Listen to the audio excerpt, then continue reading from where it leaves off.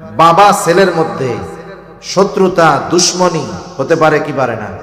মনে করেন সন্তানকে আপনি ভালোবাসতেন, এখন এই সন্তান ইসলাম বিদ্বেষী হয়ে গেছে, এই সন্তান এখন নাস্তিক হয়ে গেছে, এই সন্তান এখন ইসলামের বিরুদ্ধের এক বড় শক্তি, ওর প্রতি আর ভালোবাসা রাখা যাবে?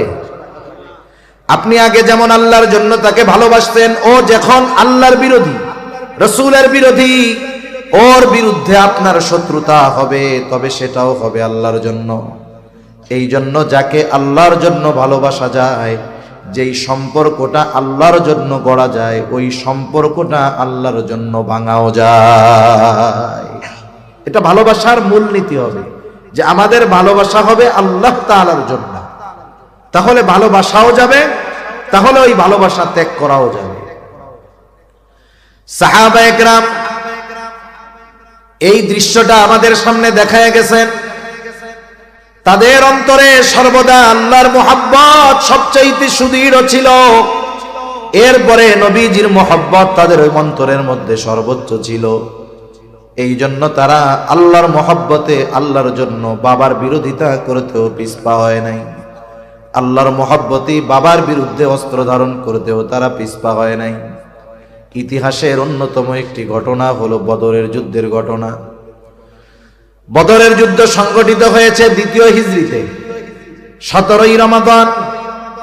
বদরের যুদ্ধের প্রেক্ষাপট হলো মুসলমানেরা কাফেরদের সাথে ব্যাপক আকারে যুদ্ধ করার জন্য প্রস্তুত ছিল না, প্রস্তুতিও ছিল না। মূলত উদ্দেশ্য ছিল আবু সুফিয়ানের বাণিজ্য কাফেলার উপরে ঝাটিকা আক্রমণ করা, গেরিলা হামলা করা।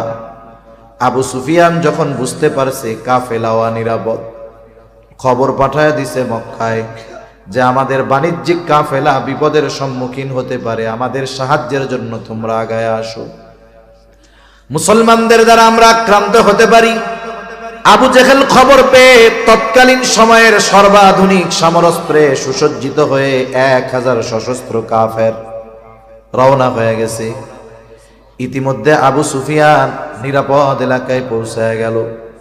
আবার খবর পাঠায় দিছে আবু জেহেল আমাদের কাফেলা নিরাপদ এলাকায় চলে আসছে, আর সাহায্যের কোনো দরকার নাই। আবু জেহেল চিন্তা করে, এত সৈন্য সামন্ত নিয়ে প্রস্তুতি নিয়ে আসলাম, ফিরে যামু কেন?